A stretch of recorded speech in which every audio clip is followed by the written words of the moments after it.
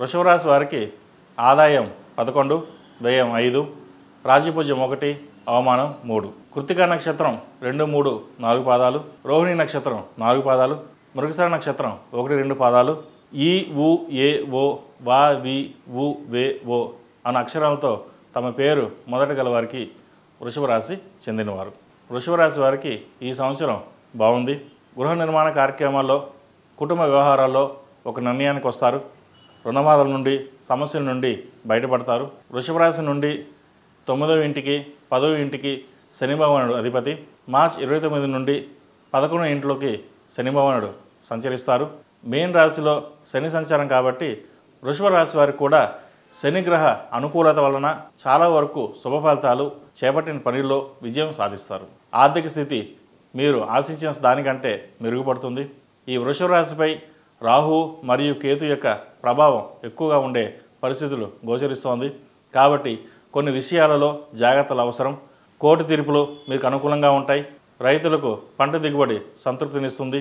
మద్దతు ధర మీరు ఆశించినంత లభించకపోవచ్చు. వైద్యులకు, న్యాయవాదులకు ఆదాయం బాగుంటుంది.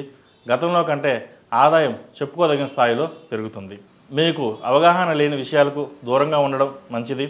రాజకీయ, సామాజిక కార్యక్రమాల్లో చురుగ్గా పాల్గొని పేరు ప్రఖ్యాతలు సంపాదిస్తారు. మీ నైపుణ్యానికి, సామర్థ్యానికి లభించిన ఒక సదావకాశాన్ని జాగ్రత్తగా ఉపయోగించుకుంటారు. ఉద్యోగస్తులకు చెప్పుకోదగిన స్థాయిలో మార్పులేమీ ఉండవు. శుభకార్యాలు ఘనంగా నిర్వహిస్తారు.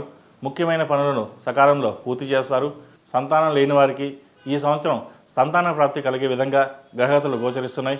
విద్యార్థులకు మానసిక ఒత్తిడి లోనైనప్పటికీ మంచి ఫలితాలు సాధించగలుగుతారు. వైద్య వృత్తిలో ఉన్నవారికి, సాఫ్ట్వేర్ రంగంలో ఉన్నవారికి, కాస్మెటిక్స్, సినీ రంగంలో ఉన్నవారికి అనుకూలంగా ఉంటుంది. ప్రభుత్వ ఉద్యోగం చేతి దాకా వచ్చి చేజారిపోతుంది. వచ్చిన అవకాశాన్ని అందిపుచ్చుకోవాలి.